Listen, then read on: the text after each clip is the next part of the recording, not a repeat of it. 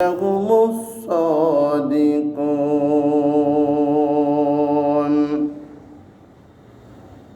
وقال تعالى: وسارعوا إلى مغفرة من ربكم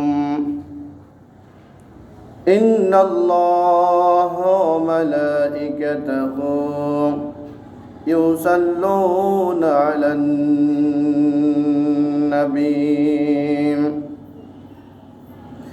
يا أيها الذين آمنوا صلوا عليه وسلموا تسليما. اللهم صل على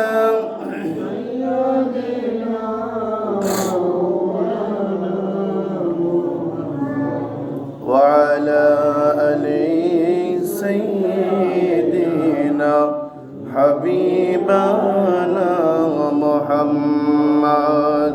اللهم صل على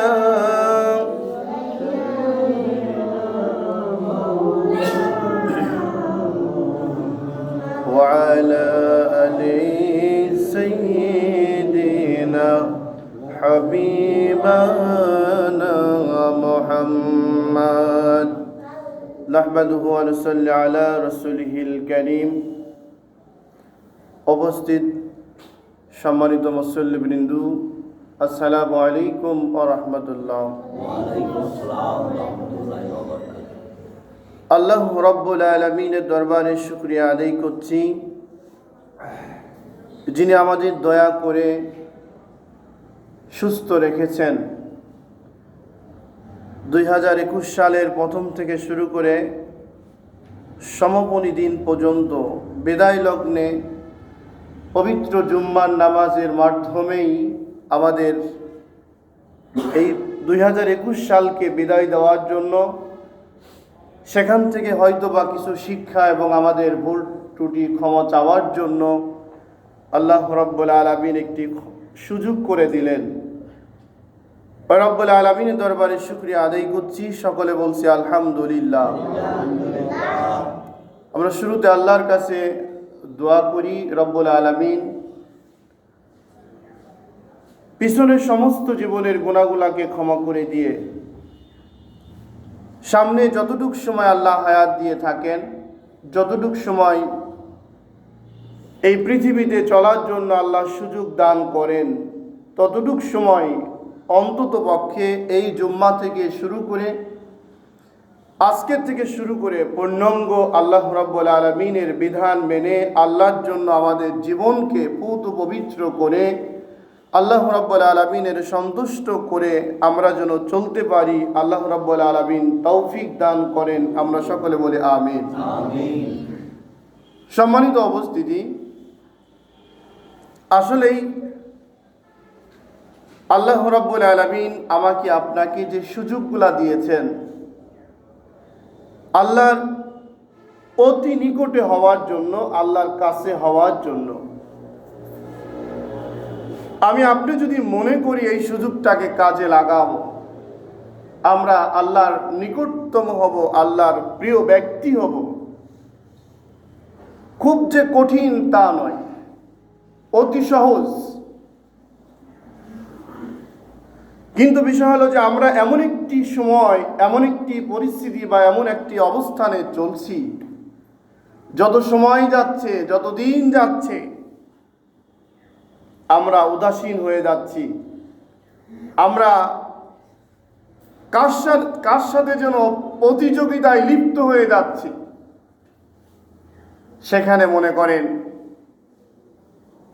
নামাজিদের কথা বলুন, বেনামাজিদের কথা বলুন, আলেমদের কথা বলুন, মুরব্বীদের কথা বলুন, সকল স্তরের মানুষগুলাই কেমন যেন যত দিন যাচ্ছে ততই আমরা কেমন এলোমেলো হয়ে চলছি। আজকে অনুতাপ্তের বিষয়, অনুশোচনার বিষয় গতকালকের থেকেই শুরু হয়েছে। এই 2021 সালকে বিদায় দেওয়ার জন্য সারাদিন ব্যাপী প্রিপারেশন চলছে, প্রস্তুতি চলছে। কি করে বিদায় দিতে হবে?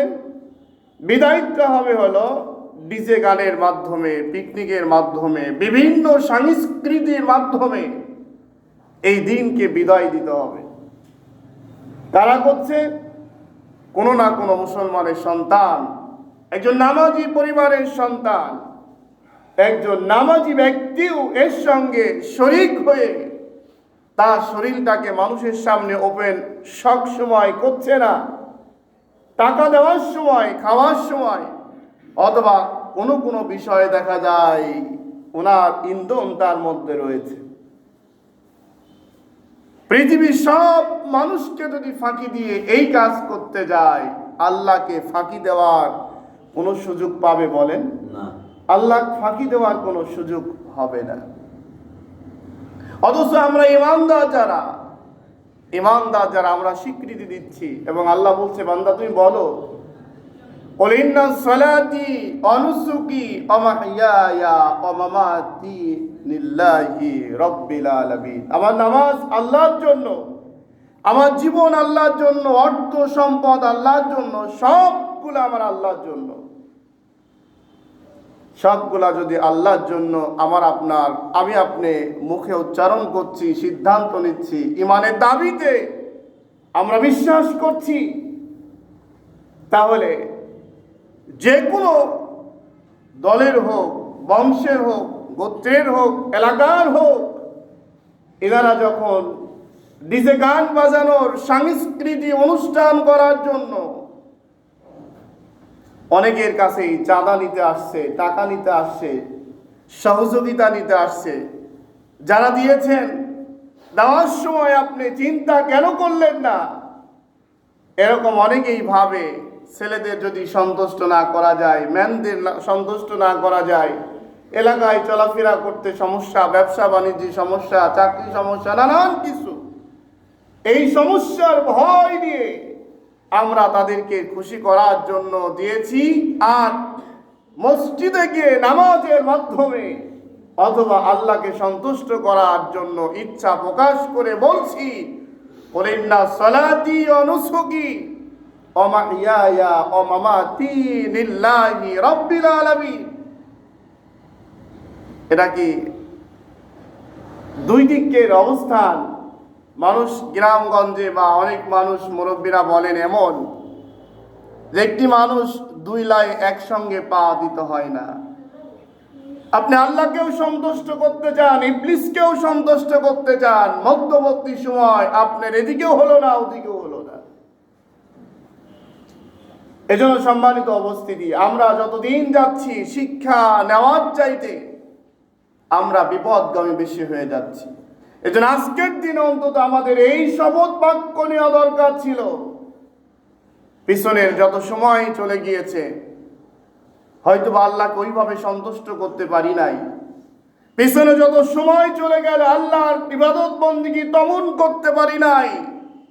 পুরা ৫ ওয়াক্ত নামাজ পড়লে অসংখ্য জামাত তরফ করেছি, তাকবীরুল্লাহ তরফ করেছি, যথারীতি আমি নামাজে হাজির হতে পারি নাই। আমি একজন ৫ ওয়াক্ত নামাজি।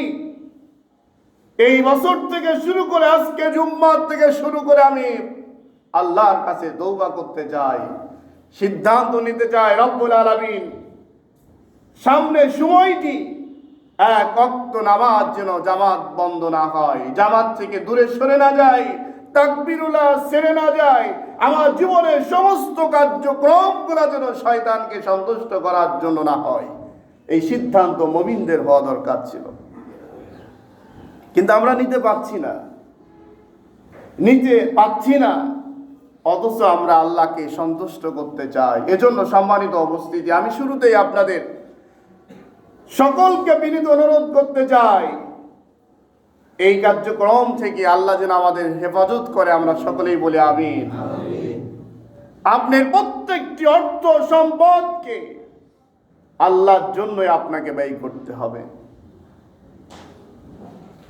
আমার ভাইয়েরা, আল্লাহ রাব্বুল আলামিন মুমিনদের লক্ষ্য করে বলতেছে, মুমিনরা তোমরা দেখো, কোরআনে কারিমের অসংখ্য জায়গায় আল্লাহ বলেছেন, ফাসারিউ ইলা মাগফিরাতিম মির রাব্বিকুম। বান্দা যখন ভুল করে ফেলে দাও, অপরাধ করে ফেলে দাও, আমি রব্বুল আলামিনের কাছে ফিরে চলে আসো, আমার কাছে তওবা করো, আমার কাছে মাপ চাও, আমার কাছে তুমি ধন্না দিয়ে দাও, আমার কাছে দাঁড়িয়ে যাও। ফাইদা ফারাগতা ফানসাব ওয়া ইলা রাব্বিকা ফারগাব। বান্দা অপরাধ করার সঙ্গে সঙ্গে আর দেরি না করে ক্ষমার দিকে তুমি দৌড়াও, ক্ষমার দিকে দৌড়াও।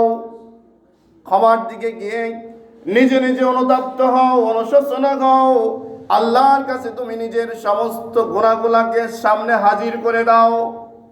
এমন নয়, এমন নয় তুমি মনে করো না যে আমার প্রত্যেকটি আমল, প্রত্যেকটা ইবাদত, প্রত্যেকটি জিনিস আমি মানুষকে যেমন দেখাইতে চাই, মানুষকে যেমন সন্তুষ্ট করতে চাই, মানুষকে দেখানোর জন্য যত কাজগুলা করেছি, শতকরা যদি 70% যদি হয়ে যায়, 100% নিয়ত ছিল কিন্তু হলো না, 70% হয়েছে, মানুষ সন্তুষ্ট হয়ে যেতে পারে। কিন্তু বান্দা আল্লাহকে সন্তুষ্ট করার জন্য তোমাকে পূর্ণাঙ্গ যখন কার্যক্রম শুরু করতে হবে, তখন তোমার সমস্ত ভিতরটা একমাত্র আল্লাহকে সন্তুষ্ট করার জন্যই তোমার লক্ষ্য থাকতে হবে।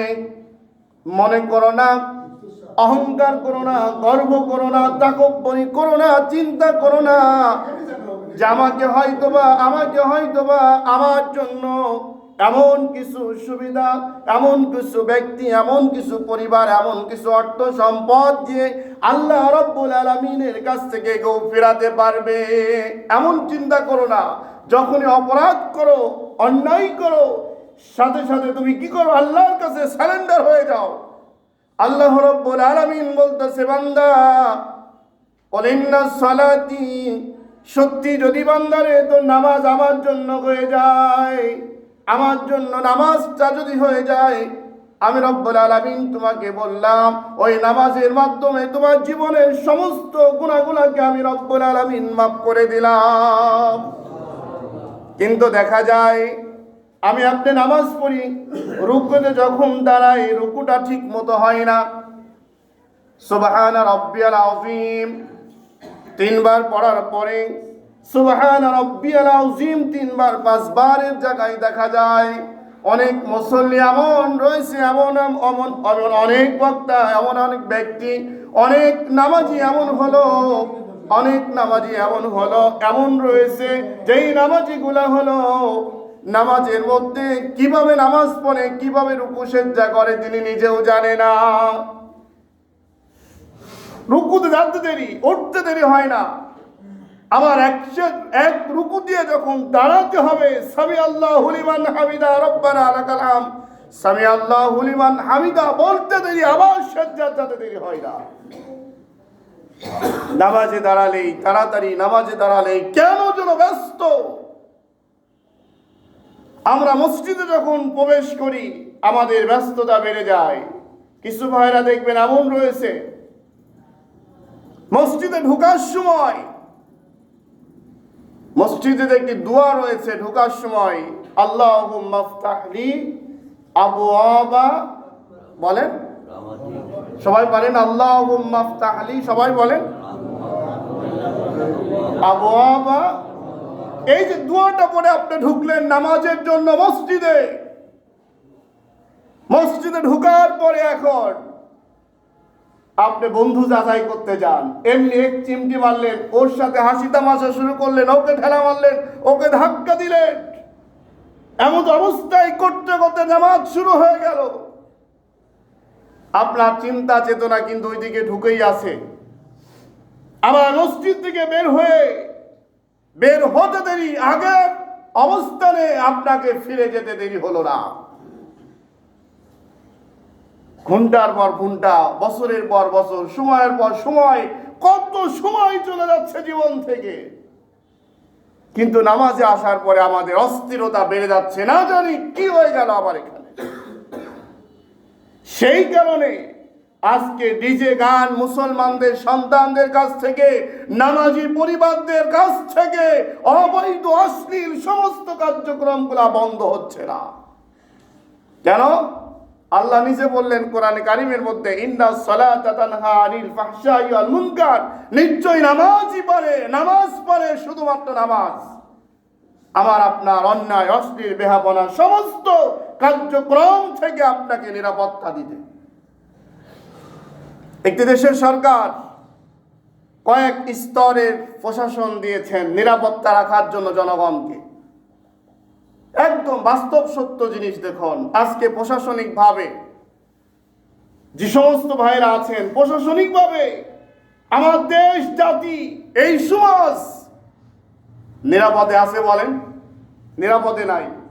যেভাবে নিরাপত্তা দেওয়া দরকার, আপনি একটা ফসল রক্ষা করার জন্য বেড়া দিয়েছেন, আজকে দেখা যাচ্ছে আপনি ফসলে বেড়া দিয়েছেন এই জন্য যাতে করে আপনার ফসলটা নিরাপদে থাকে, নিরাপদ হয়। এখন দেখা যায় রাতারাতি বেড়াই ক্ষেত খায় ফেল দেয়, তাহলে কি ফসল কাটা সম্ভব হবে বলেন? সম্ভব হবে না। আজকে আপনার যদি প্রশাসন দিয়ে গোটা জাতিকে নিরাপত্তা দেওয়ার জন্য যেই ভূমিকায় তৈরি করা হয়েছে, তারা যদি নিরাপত্তা দিত, তারা যদি সেই কার্যক্রমকে বহাল রাখত, এই দেশের অবস্থানটা এমন কখনো তৈরি হতো না। হতো বলেন? ঠিক তেমন আল্লাহ বলেছে নামাজই পারে অন্যায় অশ্লীল সমস্ত কাজ থেকে মানুষকে বিরত রাখতে। ওই নামাজটা যদি আমার আপনার যথেষ্ট পরিমাণ নামাজের মতো নামাজ হতো, তাহলে কি আমার আপনার মাধ্যমে ইসলামের এত 12টা কি বাঁচতে পারতো বলেন? পারত না। এই জন্য সম্মানিত উপস্থিতি, আমাদের তওবা করা দরকার, ইস্তেগফার করা দরকার, পরিবর্তন হওয়া দরকার। যে রব্বুল আলামিন পিছনে জীবনে যা কিছু করেছি, অন্তত আজকের থেকে শুরু করে আমরা যারা বসে আছি নামাজি, আমাদের নামাজটা আল্লাহর জন্য যেভাবে করা দরকার সেভাবে আমরা করব ইনশাআল্লাহ। করা যাবে না ভাই বলেন?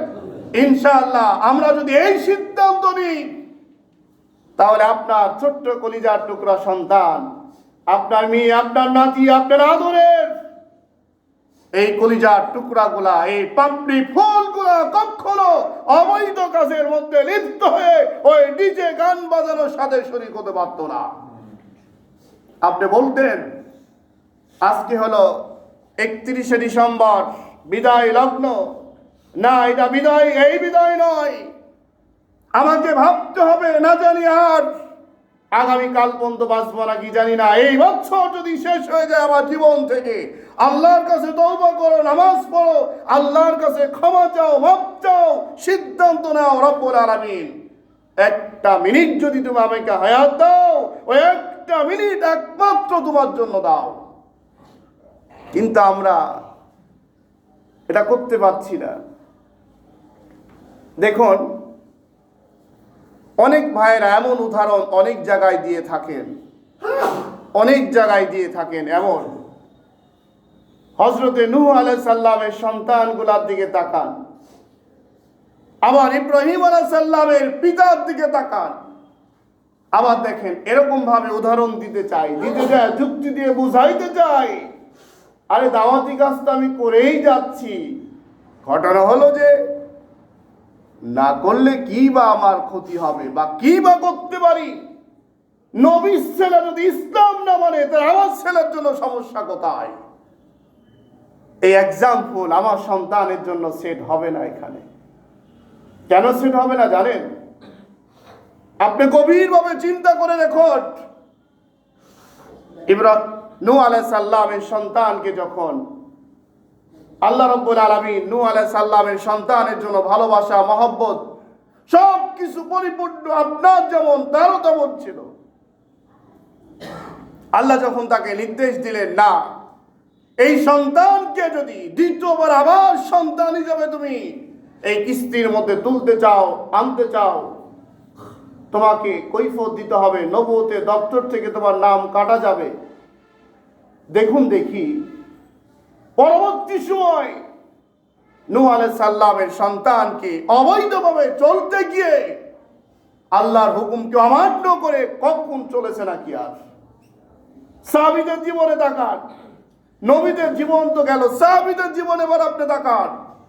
ইসলাম গ্রহণ করার পরে, কালেমা স্বীকার করার পরে যে সমস্ত সাহাবীদের সন্তানগুলা আল্লাহর বিরুদ্ধে চলেছে, ইসলামের বিরুদ্ধে চলেছে, নবীর বিরুদ্ধে চলেছে, ওই পরিবার নিয়ে আবার সব জায়গায় কার্যক্রম চালিয়েছে, এমন আছে বলেন? এমন নাই। আপনাকে সিদ্ধান্ত নিতে হবে, না, আমার সন্তানকে আমি যে নসিহত করছি, আমি যে অর্ডার করছি, আমার দুর্বলতার কারণে, আমার ব্যবসা বাণিজ্য চাকরি কর্ম সব কিছুর মধ্যে কোনো সমস্যা নাই, কিন্তু সন্তানকে নামাজে বলে আমি নামাজি বানাইতে পারছি না। কেন? নামাজি বানাতে না পারার একটি কারণ, সেটা হলো যেই কাজ যখন দরকার ছিল সেই সময় না করে অনেক সন্তানকে দেখে অনেক পরিবার এমন করে ভয় করে, বাপ মসজিদে নামাজে চলে আসছে, সন্তানকে নামাজে ডাকবে, ভয়ে সন্তানের দিকে ডাকতে সাহস পায় না। না জানি সন্তান এখন কি বা বলবে আমাকে। দেখুন, আপনার পরিবার নিয়ে আপনার সন্তান সন্ততি স্ত্রী পুত্র যা কিছু আছে সবগুলো মিলে কিয়ামতের ময়দানে আপনাকে আমাকে আল্লাহর কাছে জবাব দিতে হবে।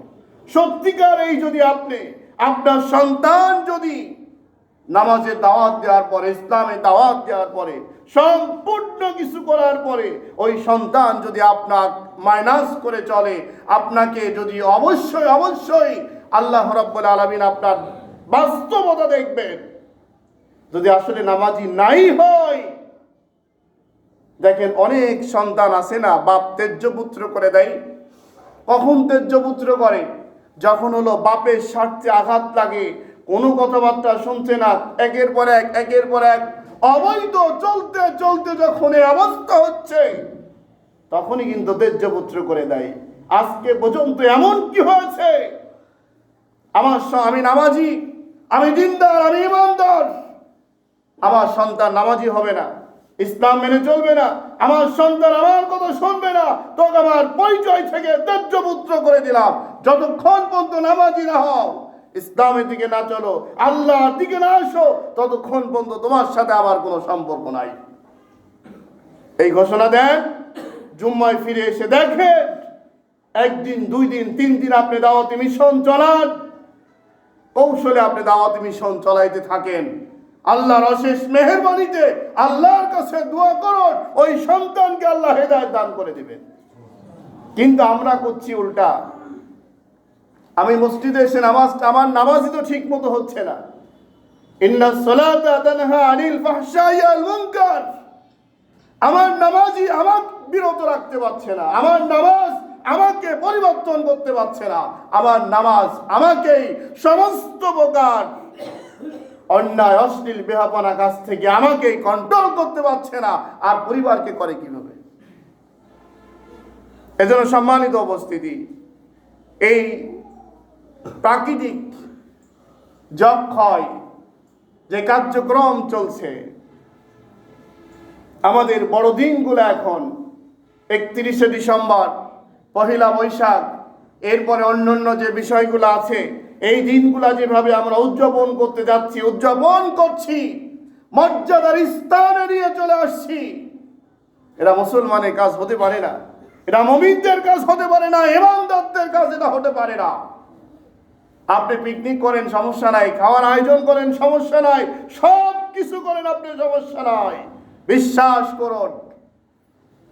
ছোট্ট একটি উদাহরণ আপনাদের আমি দিই। আবার একজন শিক্ষক বলছিলেন, 4টি বিষয় বলেছিলেন। উদাহরণটা দিয়েছিলেন পূজা দেখার কারণে। পূজার ঘরটা আর মাদ্রাসার দরজাটা একই জায়গায় ছিল, সাদাতপুর মনিরামপুর দারুল উলুম কওমিয়া মাদ্রাসা। পূজার দিন সাধারণত ছেলেপেলে সবাই পূজার দেখতে চলে যায়। ছেলেদের নিয়ে বসে প্রস্তাব দিলেন, ওয়াজ চলছে, ওয়াজ হচ্ছে। 1 নাম্বার বললেন, দেখো একটি কাজে 4 রকম সহযোগিতা করা যায়। 1 নম্বর সহযোগিতা, অর্থ আছে তোমার, অর্থ দিয়েছো, তোমার ওখানে যাওয়ার সময় নাই, বসার সময় নাই, কাজে অংশগ্রহণ করার সময় নাই, কিন্তু ওই কাজে তুমি অর্থ দিয়েছো। এই অর্থ দেওয়ার কারণেই অত্যন্ত সুন্দর করতে তারা পেরেছে। 2 নম্বর, তোমার অর্থ নাই, মেধা আছে, ব্রেন রয়েছে, তোমার মেধা দিয়ে ব্রেন দিয়ে কাজকে কিভাবে সৌন্দর্য করা যায়, আকর্ষণীয় করা যায়, সেটা তুমি করতেছো। একজনের অর্থ নাই, মেধাও নাই, গায়ে শক্তি রয়েছে, শক্তি দিয়ে ওই কাজকে সৌন্দর্য করার জন্য যা যা দরকার সেই সৌন্দর্য করার শক্তি দিয়ে আপনি সহযোগিতা করেছেন। অর্থ নাই, ব্রেন নাই, শক্তি নাই। 4 নাম্বার পর্যায়ে ওই কাজে সাপোর্ট করে ওই কাজকে দেখতে গিয়ে আঞ্জাম দিয়ে সমস্ত মানুষ ভিড় জমিয়ে যেই সহযোগিতা করেছেন, এই 3টি প্রকারের মানুষগুলা মনে করলো যা খুব চমৎকার, আগামীতে আরো চমৎকার করতে হবে যাতে আরো দ্বিগুণ মানুষ চলে আসে। এই 4 প্রকার সহযোগিতার একই শাস্তি। আপনি আজকে সারা বাংলাদেশের মধ্যে যে অপকর্ম হবে, অন্যায় হবে, আপনি ছোট্ট পরিসরে একটি কাজ করেছেন, আপনার জায়গায় থেকে উদ্দেশ্য হলো 31শে ডিসেম্বর উদযাপন করা, এই বছরে রান্না, ওই বছরে খাওয়া, এই পরিপূর্ণ অপরাধের শাস্তির ভোগ আপনাকেও করতে হবে। তাহলে কি এই কাজ মুসলমানদের জন্য, ইমানদারদের জন্য, মুমিনদের জন্য শোভা পায় বলেন? আমরা কি করব বলেন? আমাদের ছেলে মেয়ে আপনজন যারা করবে, আপনি তাকে বোঝান, বলেন, পরিবেশটা মুড ঘুরিয়ে দেন। কোন ক্রমে আপনি পাচ্ছেন না, মুডটা ঘুরিয়ে দেন, বলেন ঠিক আছে, খাওয়ার আয়োজন করতে হবে, ঠিক আছে, চলো ফজরের নামাজের পরে আমরা একটু ফজরের নামাজ সবাই জামাতবদ্ধ পড়ব, জামাতবদ্ধ পড়ে আমরা আল্লাহর কাছে দোয়া করব, মাপ চাবো, এরপরে আমরা খাওয়া দাওয়া করব। অন্তত একটু পরিবর্তন আসতে পারলেন। রাত্রেই করতে হবে, রাত্রে আপনি করেন, বলেন ডিজে গান বন্ধ, সমস্ত বাজনা বন্ধ, গান টান চলবে না, রান্নার আয়োজন করেন, তাহাজ্জুদ নামাজের ব্যবস্থা করেন, ছেলেদেরকে বোঝান, পরিবারকে বোঝান, তাহাজ্জুদ নামাজ এভাবে পড়তে হয়, আল্লাহর কাছে ক্ষমা চাইতে হয়, না জানি জীবনে কত গুনাহ করেছি, অপরাধ করেছি, আল্লাহর কাছে ক্ষমা চাও, মাপ চাও, চোখের পানি ফেলে ওই গভীর রাতে আল্লাহর কাছে হাত তুলে কাঁদেন আর বলেন, রব্বুল আলামিন আমাদের অপরাধগুলোকে ক্ষমা করে দাও। ওই প্রজন্মকে আপনি বোঝাতে সক্ষম যদি হন, পরিবর্তন হবে কিনা বলেন? হবে না বলেন? পরিবর্তন হবে। আমরা পরিবর্তন না হওয়ার কারণে অমুসলিমদের কালচারগুলো আমাদের মধ্যে ঢুকে আজকে মুসলমানদের 12টা বেজে যাচ্ছে। এজন্য সম্মানিত উপস্থিতি, আল্লাহ রাব্বুল আলামিন বলতেছে, ইন্না সলাতা তানহা আনিল ফাহশাই ওয়াল মুনকার, নিশ্চয় নামাজই পারে অন্যায়, অশ্লীল, বেহাপনা কাজ থেকে মানুষকে পরিবর্তনে রাখতে। তাহলে আমরা যে নামাজ পড়ছি, নামাজও হচ্ছে, সব কার্যক্রমগুলা চলছে, তাহলে কি আল্লাহ সন্তুষ্ট আমাদের প্রতি হবে বলেন? হবে না। আল্লাহ রাব্বুল আলামিন আরো বলে, বান্দা শোনো, তুমি যে বলেছো কুলিন্না সলাতি ওয়া নুসুকি ওয়া মাহইয়ায়া ওয়া মামাতি লিল্লাহি রাব্বিল আলামিন, আমার নামাজ, আমার জীবন, আমার অর্থ, আমার সম্পদ, আমার পরিবার, আমার পরিজন, আমার অর্থনীতি, রাজনীতি, সমাজনীতি, সবগুলো আল্লাহ একমাত্র তোমার জন্য সিদ্ধান্ত নিলাম। এই সিদ্ধান্তে যদি আপনি থাকেন, যেই মানুষগুলা আপনার কাছে অর্থনীতি এসেছিল এই গান করার জন্য, সাংস্কৃতিক অনুষ্ঠান করার জন্য, শয়তানকে সন্তুষ্ট করার জন্য যেই কার্যক্রমের আঞ্জাম নিতে আসছিল, আপনি বুকে সাহস নিয়ে আল্লাহর উপরে ভরসা নিয়ে কেন বলতে পারেন নাই, আমার এই অর্থের মূল মালিক আমি নয়, এই অর্থের মূল মালিক আমার আল্লাহ। অর্থের মূল মালিককে আপনাকে আমানত হিসাব আল্লাহ দিয়েছেন। আমানত, আপনার কাছে যে আমানত রয়েছে, এই আমানত সম্পর্কে একজন মানুষ জমা দিল, একজন মানুষ আমানত জমা দিল, ভাই 100 টাকা আপনাকে দিলাম, 100 টাকা আপনি রাখেন, আগামীকাল আমি নিব। আগামীকাল 100 টাকা নিতে আসি, দেখি 80 টাকা আছে, 20 টাকা নাই। এবার কি আপনাকে প্রশ্ন করা হবে কিনা ভাই বলেন, যে কেন আমার টাকা কোথায় গেল? দিলাম 100 টাকা, হলো 80 টাকা, ঘটনা কি? তাহলে আপনাকে কৈফিয়ত দিয়ে আমি এত কিছু বুঝি না, 80 টাকা না 100 দিতে হবে। এই জায়গায় এমন যদি হয় তাহলে কি আপনাকে 60 দিবে না 100 দিতে হবে বলেন? 100 দিতে হবে না বলেন? অর্থ দিয়েছেন আল্লাহ আপনাকে, আপনার হালাল পন্থায় আপনার পরিবার চলার জন্য, আপনার খরচ করার জন্য আপনাকে অর্থ দিয়েছেন আল্লাহ। এখান থেকে হারাম কাজ করার জন্য, অবৈধ কাজ করার জন্য একটি পয়সা যদি আপনি দিয়ে থাকেন, আল্লাহ কি হিসাব নেবে কিনা বলেন? হিসাব বুঝে দে আগে, এরপরে তুই যা। তাহলে ওই জায়গায় বিপদ আছে না নাই? আছে না বলেন? অর্থের মালিক আপনি নয়, আপনাকে আমাকে আল্লাহ আমানত দিয়েছেন, এই আমানতের হিসাব আল্লাহ নেবেন। এই চিন্তা আপনাকে আনতে হবে। কেন? আপনি বলেন আমার সবই তো আল্লাহর জন্য। আমরা অনেকেই বলি আরে সব তো আল্লাহ দিয়েছে, সব আল্লাহ। এখন যদি কেউ বলে ভাই ওই যে অমুক জিহাদের জন্য 2 মণ ধান দেওয়া দরকার ছিল, অমুক মসজিদের জন্য একটু দেওয়া দরকার ছিল, অমুক জায়গায় একটু দেওয়া দরকার ছিল, বা এই করেন, দেখো আসলে কি সব জায়গায় অমুক এক দিলাম, অমুক এক দিলাম, অমুক এক দিলাম, তথ্য এত হিসাব তো আর চাই নাই। অথচ একজন গিয়ে বলল আজকে আমাদের 31শে ডিসেম্বর ছেলেপেলে পিকনিক করবে মালদে, উনি কি কোনো হিসাব দিছে ওই সময়? বলেন, অমুক এক দিলাম, অমুক দিলাম, অমুক দিলাম, অমুক দিলাম। চাইছিল 2000, দিলে 1000, এই তো পার্থক্য। চাইছে 5, দিতে 500, এই তো পার্থক্য। কোনো হিসাব চলবে না, সে জায়গায় দিয়ে দে। এই সহযোগিতা করে তার স্থান জান্নাত হবে না জাহান্নাম হবে? আর ইসলামের জন্য দিয়ে, ইসলামের জন্য দিয়ে, আল্লাহর জন্য যদি দেয়, 10টি টাকা যদি দেয়, এই 10টি টাকা আপনাকে জাহান্নামে নিয়ে যাবে না জান্নাতে নিয়ে যাবে? জান্নাতে নিয়ে যাবে না বলেন?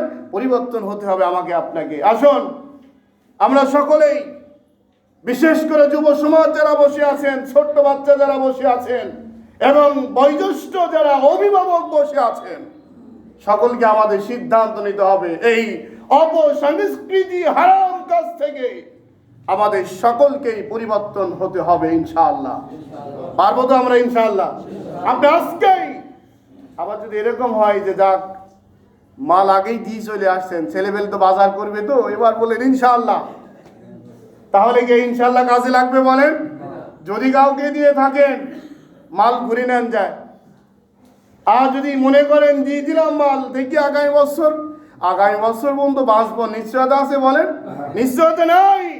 আজকে যে অপরাধ হয়েছে, এই অপরাধ আগামী 31 পর্যন্ত আপনি যদি হায়াত নাও পান, এইবার ছিল 10 জন, আগামী বছর যা হলো 12 জন, তাহলে মনে করেন এই 10 জনের কীর্তিকামের ফসল 12 জন। ওই 12 জনের সদকায়ে জারিয়া সওয়াব আপনার আমলনামায় যেতেই থাকবে। আর যদি 8 জন হয়ে যায়, 7 জন হয়ে যায়, এই কাজকে কমে যাচ্ছে, বন্ধ হয়ে যাচ্ছে। বন্ধ করার জন্য যদি আপনি সহযোগিতা করেন, এই সব আপনার আমলনামায় আল্লাহ দিয়ে দিবেন ইনশাআল্লাহ। তাহলে কি আমরা কাজ সমস্ত শয়তানি কাজের পক্ষে না বিপক্ষে? কিসে বলেন? ইনশাআল্লাহ কি মাল দিয়ে আসবে না দিবেন? এই মাল ইনশাআল্লাহ কেউ দিবেন না। আপনি বোঝান, বলেন, আপনি বোঝাতে থাকেন। সকালবেলার থেকে নাতি নুতি বা পরিবারকে এরকম মাল দিয়ে ইনশাআল্লাহ আর জীবনেও এই কাজ করা ঠিক না, সবই তো আল্লাহ। সকালবেলা ধরলো কিভাবে ভদ্রলোক, কালকে আপনি শুনলেন কি আর হলো কি, কয় ছেলে পেলে ছাড়ে না, কি করবো, অমুক অমুক অমুক অমুক করলো, না দিয়ে পারলাম না, দিদা হলো, হবে বলেন? হবে না। এখন আপনার সন্তান কাঁদছে, নাতি কাঁদছে, ছোট্ট বাচ্চা তো, কান্না আপনি ঠিক রাখতে পারেন নাই, আপনি মাল দিয়ে দিলেন, ওর ব্রেনের মধ্যে চলে আসলো, কাঁদলেই কিন্তু মাল দিবে। মাল দিল কেন? ওই কাজ করতে। এটা কি বন্ধ হবে না চালুই থাকবে? এই জন্য আসুন, আল্লাহ রাব্বুল আলামিন বলতেছে, বান্দা আমি ক্ষমা করার জন্য বসে আছি। অসারিউ ইলা মাগফিরাতি মির রাব্বিকুম। আজকে বিদায় লগ্নে আমাদের জুম্মা, পবিত্র জুম্মার মাধ্যমে আমরা একজন আরেকজন সকলে ঐক্যবদ্ধভাবে আল্লাহর কাছে আমরা ক্ষমা চাবো। আল্লাহ, জানি না জীবনে 50 বছর, 60 বছর, 100 বছর, 20 বছর, 10 বছর, 5 বছর যেই বয়সটি দিয়েছে আমাকে, আমার আপনার জীবনের হিসাব যদি আল্লাহ পরিপূর্ণ চাই, জান্নাতে যাওয়া সহজ না কঠিন? কোন কথা বলেন? কেউ কেউ তো জান্নাতের সার্টিফিকেট নিয়ে বসে আছেন। ও সার্টিফিকেট আবু জেহেল অনেক এক দিছিল, কোনো কাম বাদে নাই, কোনো সার্টিফিকেট চলবে না।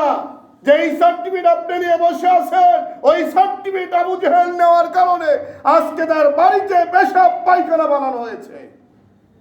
কিয়ামতের দিন আল্লাহ রাসূল নিজে বলতে পারবে না, আমার হাসান, আমার হুসাইন, আমার কলিজার টুকরা মেয়ে, আমার ফাতেমা, আমার আপনজনদের জান্নাত দিতেই হবে আল্লাহ। এমন সুযোগ নেই। আদম আলাইহিস সালাম থেকে শুরু করে প্রত্যেকটা নবী ইয়া নাফসি করবে। আমাদের নবী সুপারিশ করবে কার জন্য জানেন? ওই ব্যক্তির জন্য যেই ব্যক্তির সুপারিশটা আল্লাহ মঞ্জুরি করেছেন, আল্লাহ ফয়সালা দিয়েছেন। জেনে তেনে মানুষের জন্য সুপারিশ করলো, আর ওই টিয়ের গম দিয়ে দিল, এডি বেডি দিয়ে দিল, ও কাম বাঁধেনি। এই গম দেওয়া, চাউল দেওয়ার সিস্টেম এখানে না।